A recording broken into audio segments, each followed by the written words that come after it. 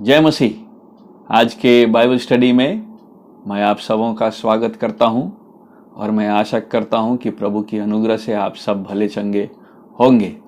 आइए आज के बाइबल स्टडी को आरंभ करने से पहले हम प्रार्थना करेंगे। प्रभु जी, हम आज के लिए तुझे धन्यवाद देते हैं।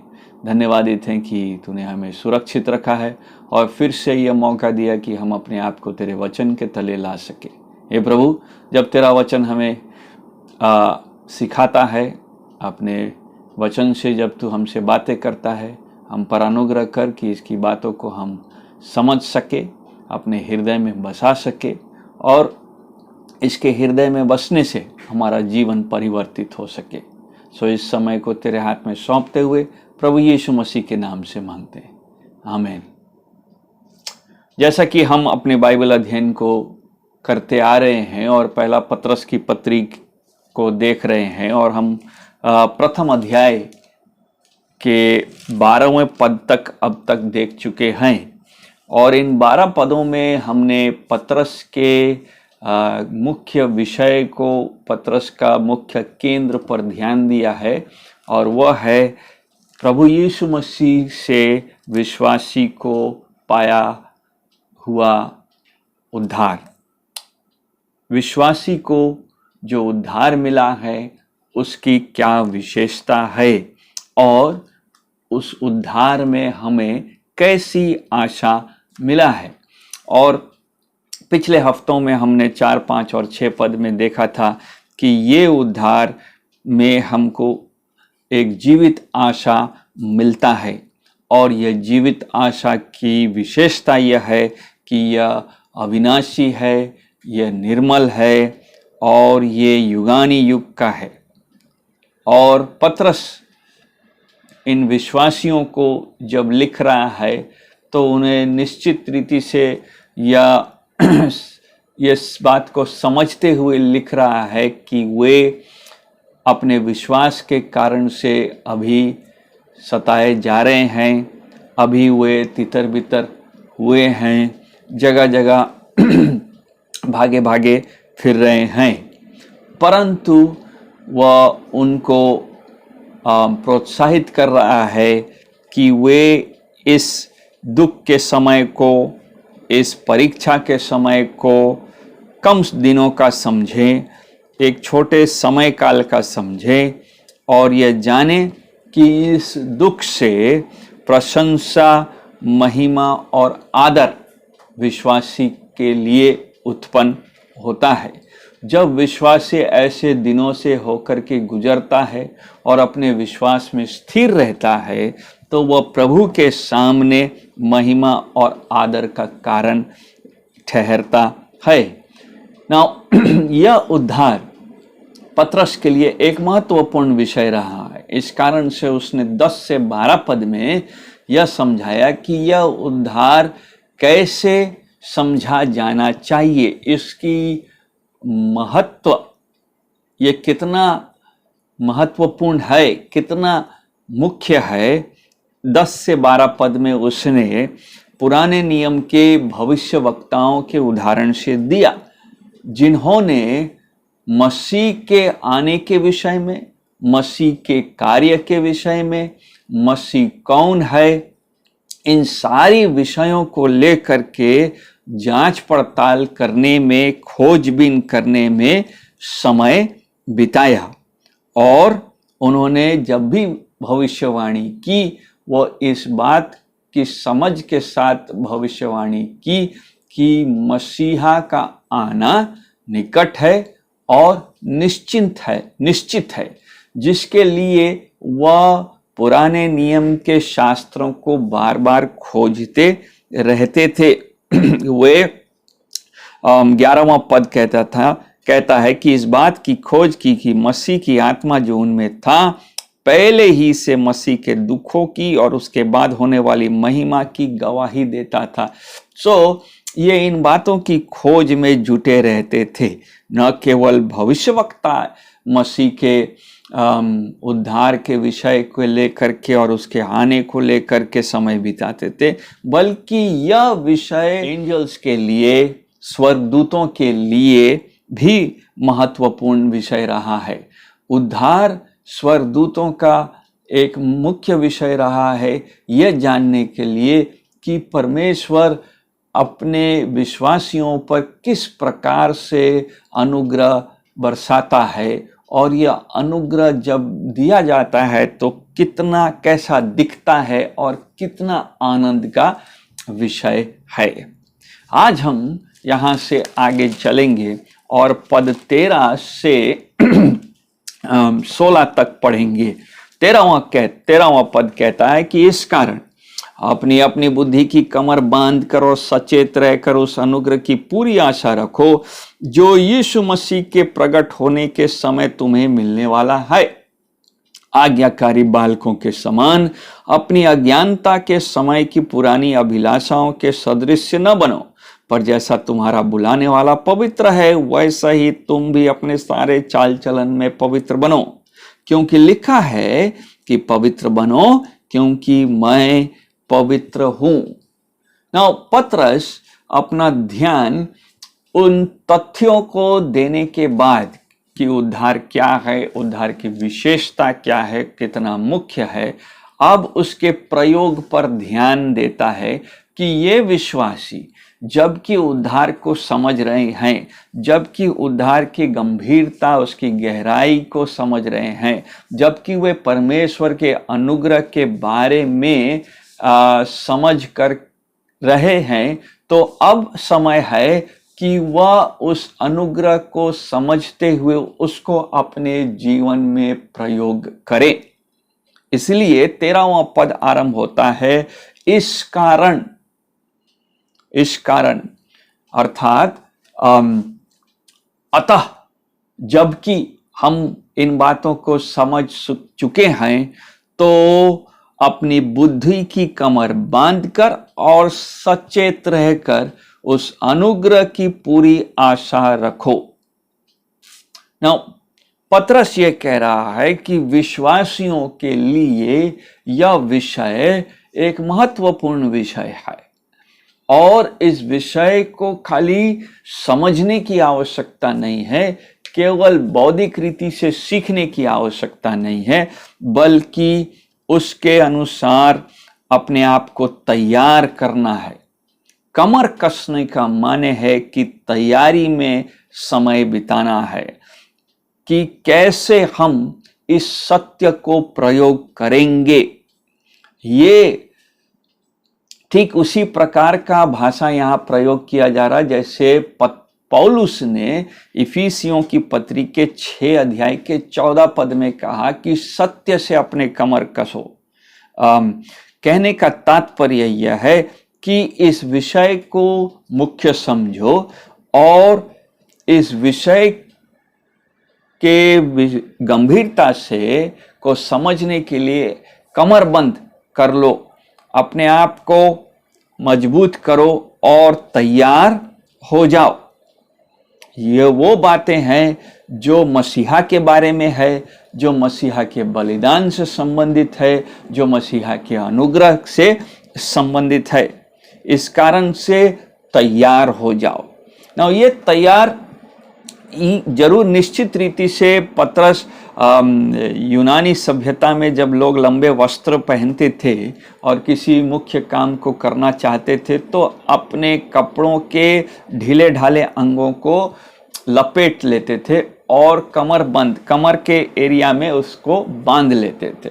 निश्चय ये चित्र वो जरूर है और ये चित्र से तैयारी संबोधित होता है, परंतु एक और विशेषता यह भी है कि पतरस संभवतः उस दिन को भी स्मरण कर रहा है, वो आखिरी रात जब इस्राएली मिस्र देश को छोड़ रहे थे, जिसके बारे में निर्गमन 12 अध्याय में हम पढ़ते हैं, और उसके लिए परमेश्वर ने मूसा के द्वारा उनको एक डिटेल में बताया था कि वे अपने आप को कैसे तैयार करेंगे, किस तरह से भोजन तैयार करेंगे, किस तरह से बलिदान करेंगे, और जब बलि करके आएंगे तो जो भोजन करेंगे तो वो किस प्रकार से उसको खाएंगे।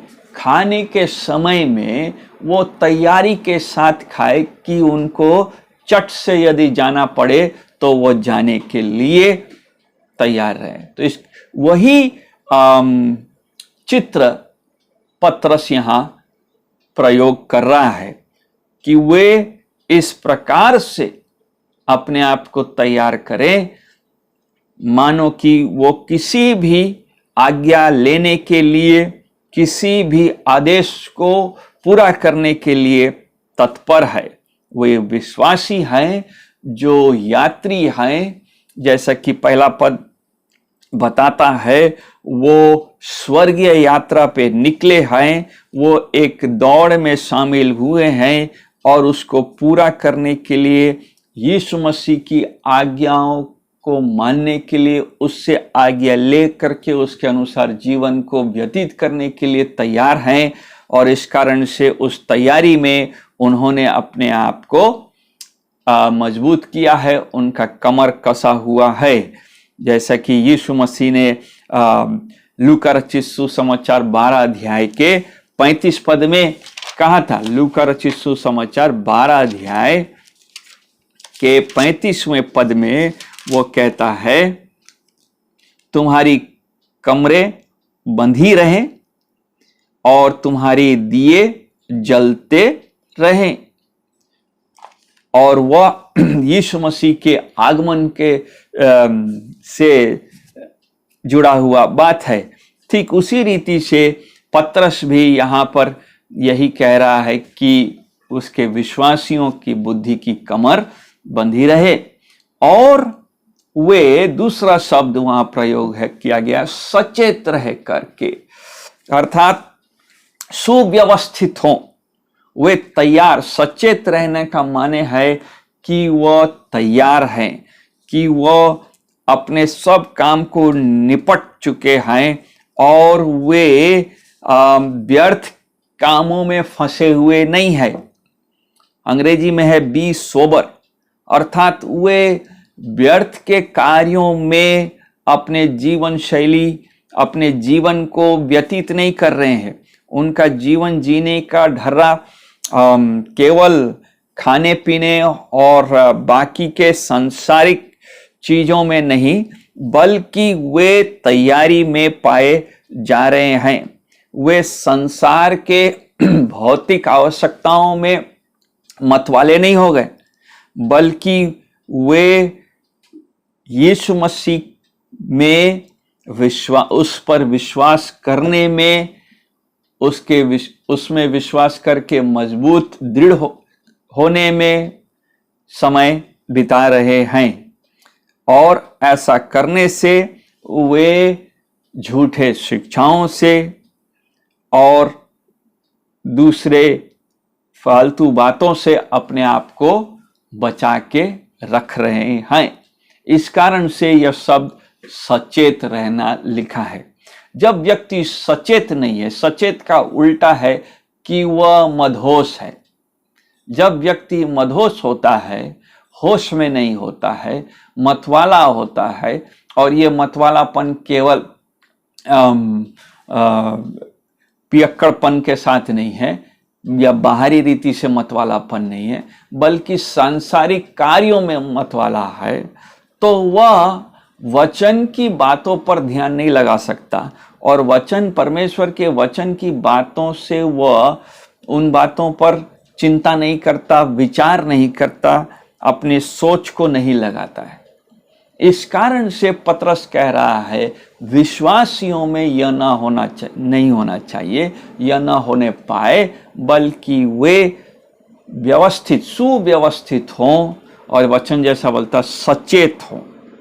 और इन दोनों चीज को लेकर के आगे कहता है कि उस अनुग्रह की पूरी आशा रखो।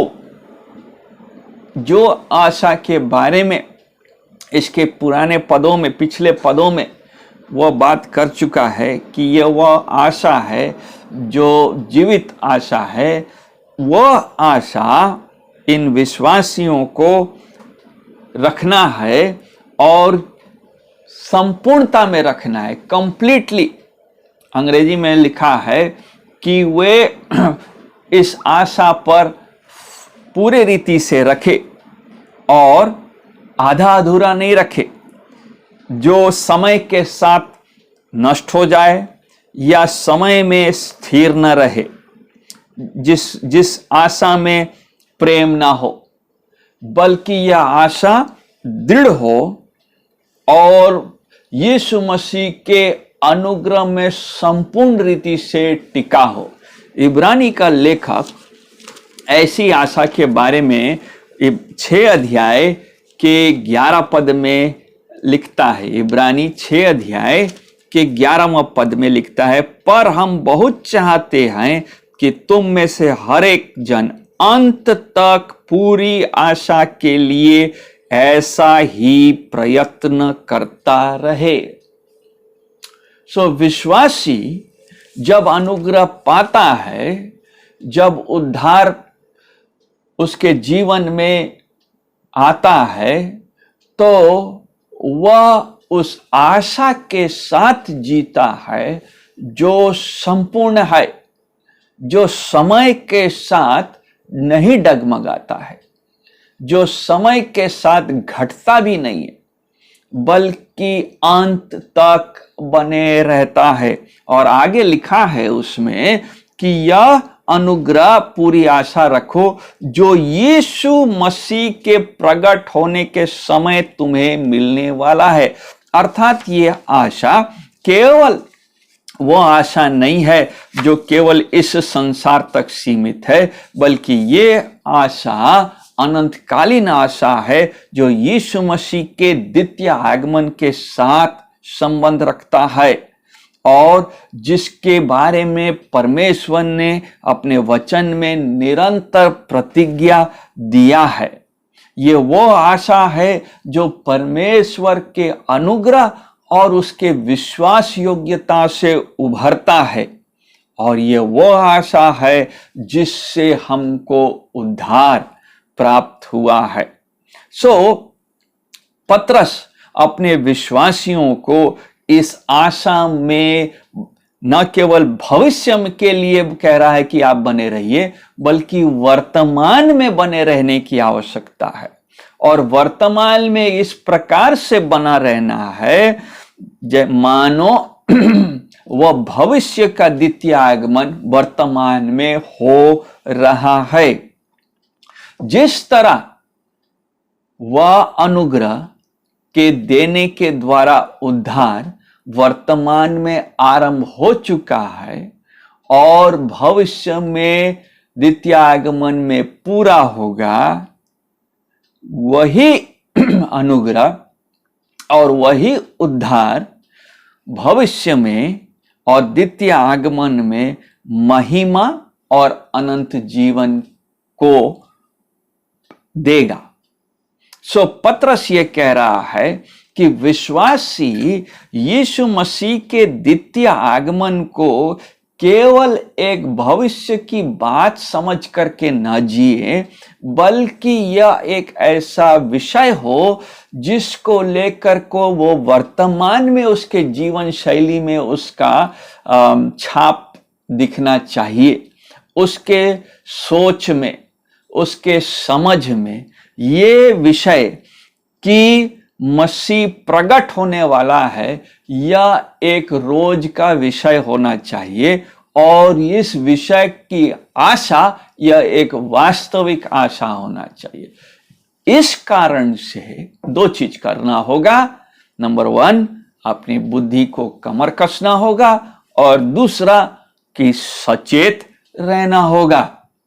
न केवल कमर कसना, न केवल सचेत रहना, बल्कि 14वां पद जल्दी कहता है कि आज्ञाकारी बालकों के समान।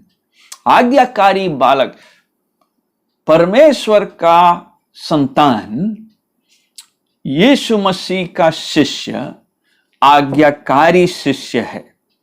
वह परमेश्वर का आज्ञाकारी संतान है। अविश्वासी को, जैसा कि हम इफिसी 2 अध्याय के 2 पद में देखते हैं, अनाज्ञाकारिता का संतान कहा गया है। वहां जिसमें तुम पहले इस संसार की रीति पर आकाश के अधिकार के हाकिम अर्थात उस आत्मा के अनुसार चलते थे, जो अब भी आज्ञा न मानने वालों में कार्य करता है।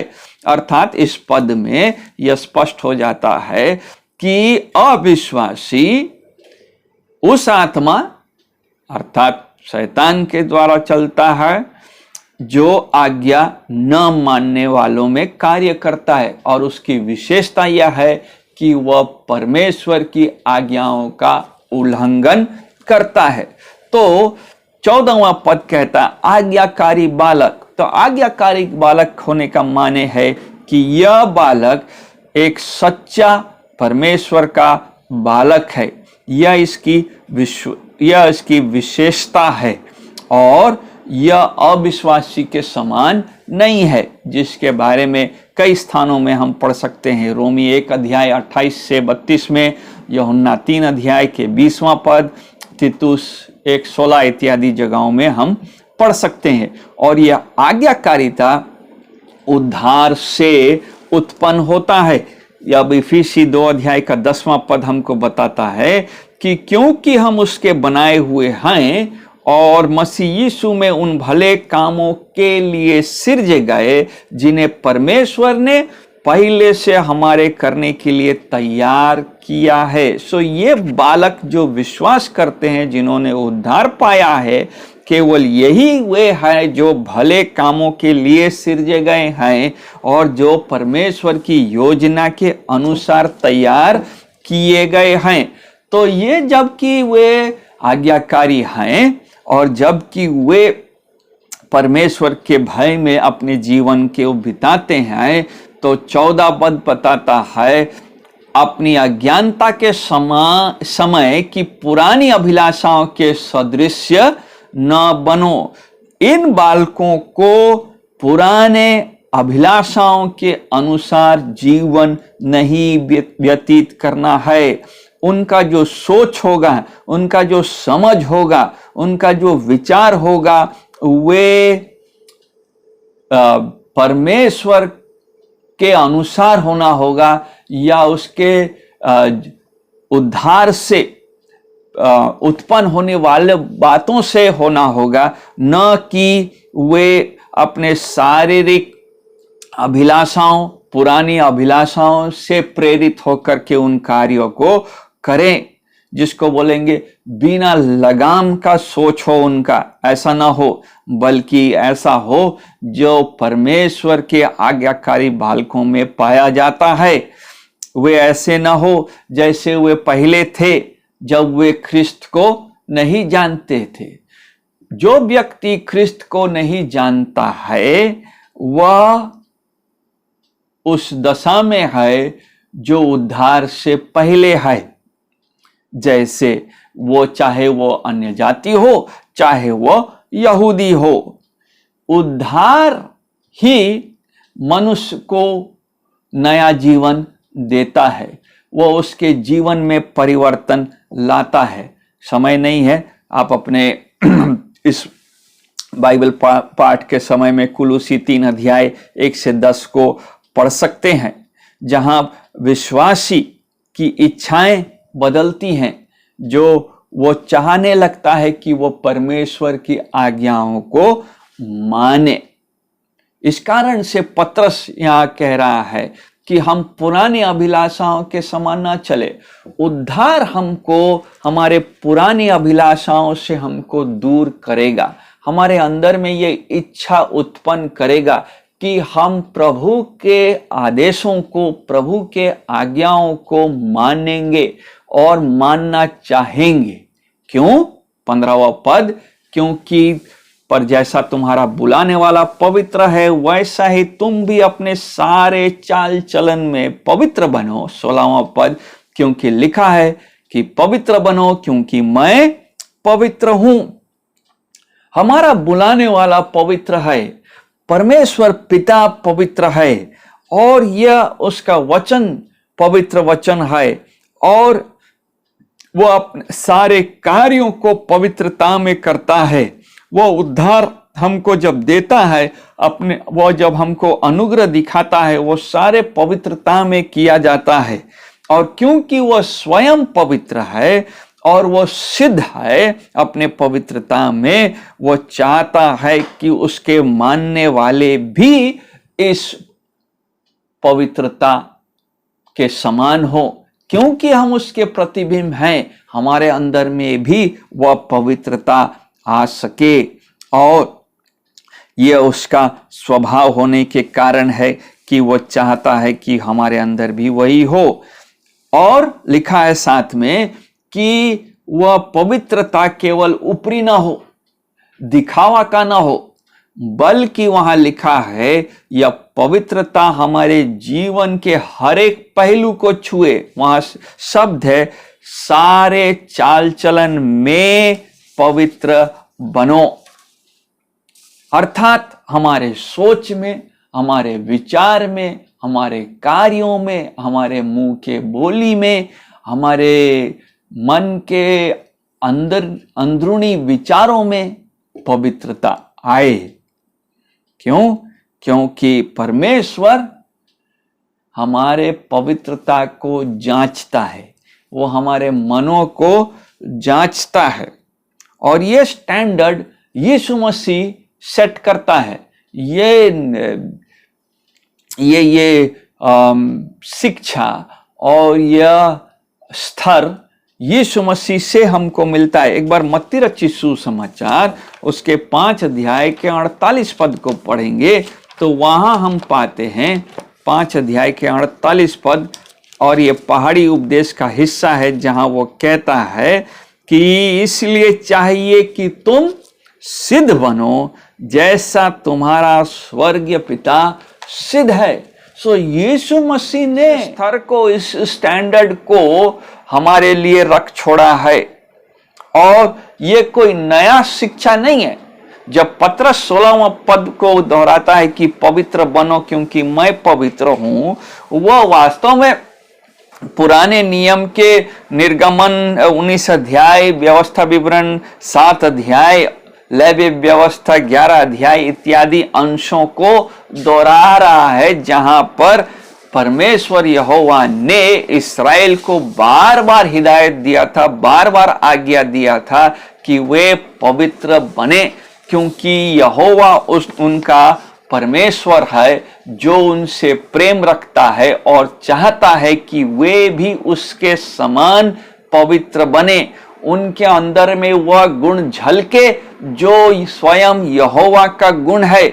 उनको अलग होना था, उनको अन्य जातियों के समान नहीं होना था जो नैतिक रीति से गिरे हुए और अपवित्र थे, बल्कि वे, क्योंकि वे चुने गए थे और क्योंकि वे चुनी हुई जाति ठहराए गए थे, परमेश्वर की यह आज्ञा थी कि वे अपने आप को अलग करे, पवित्र करे। नए नियम के विश्वासियों को भी ठीक उसी रीति से जैसे यहोवा ने पुराने नियम के समय में इस्राएलियों को आदेश दिया था और पुकारा था और आह्वान दिया था, नए नियम में विश्वासियों को परमेश्वर आज भी वही आह्वान देता है।